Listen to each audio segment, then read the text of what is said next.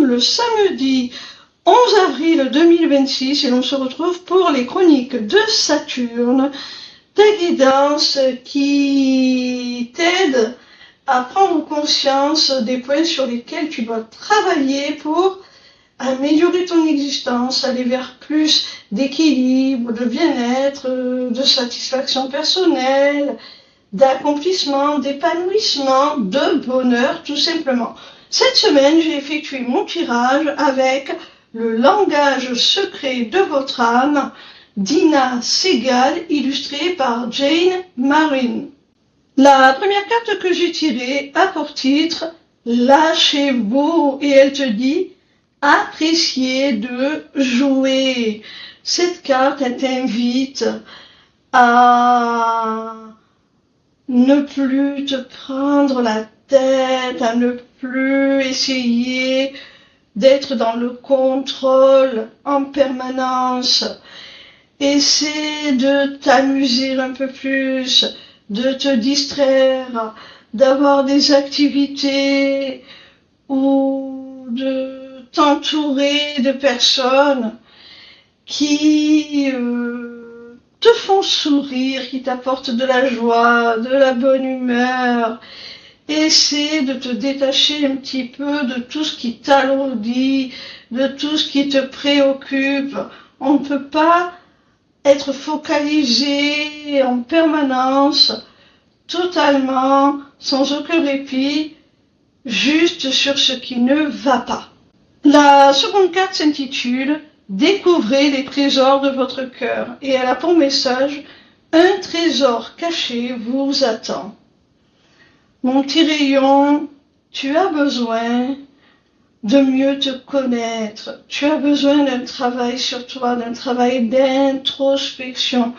Tu as besoin de mieux comprendre aussi tes émotions, tes sentiments, de te laisser un petit peu porter par eux, par ta sensibilité. Tu verras que si tu écoutes ton cœur, eh bien, il sera une source d'inspiration. Il sera le prisme à travers lequel tu vas pouvoir voir le monde avec émerveillement, avec plus de beauté et de splendeur. Tu vas pouvoir aussi te rendre compte que tu fais pleinement partie de ce monde, de cette création, que tu fais partie du décor, que tu es toi-même quelque part l'artiste et l'œuvre d'art. Tu vas t'apercevoir que tes émotions, ta sensibilité en définitive, sont une richesse et pas une faiblesse.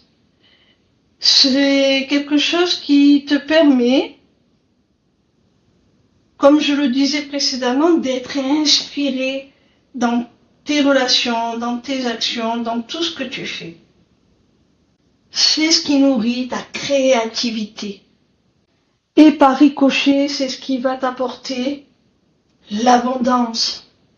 La troisième carte s'intitule « Défendez vos convictions » et elle te dit « Il est temps d'agir ».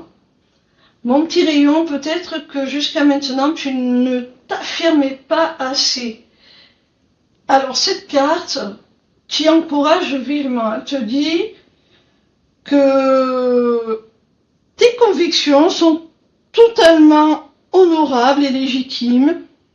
Tu as le droit de les affirmer, tu as le droit de les exprimer et si elles ne sont pas entendues, si tu n'as pas l'impression qu'elles sont estimées à leur juste valeur, eh bien, fais-les porter par tes actes, par tes actions.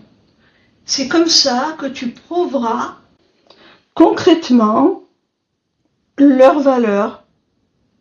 C'est comme ça que tu parviendras à y faire adhérer tes détracteurs, ou du moins à leur faire comprendre que quoi qu'ils fassent, quoi qu'ils disent, quoi qu'ils en pensent, de toute manière, ça ne t'empêchera pas d'agir selon elles. La quatrième carte a pour titre « Posez-vous et réfléchissez à votre parcours ». Elle te dit « Cherchez ce qui fonctionne et ce qui ne fonctionne pas dans votre vie ». Cette carte, elle te demande de faire un travail d'introspection, d'analyse, un bilan. Elle est un peu entre les énergies de la carte du pendu dans le tarot et celle de l'ermite.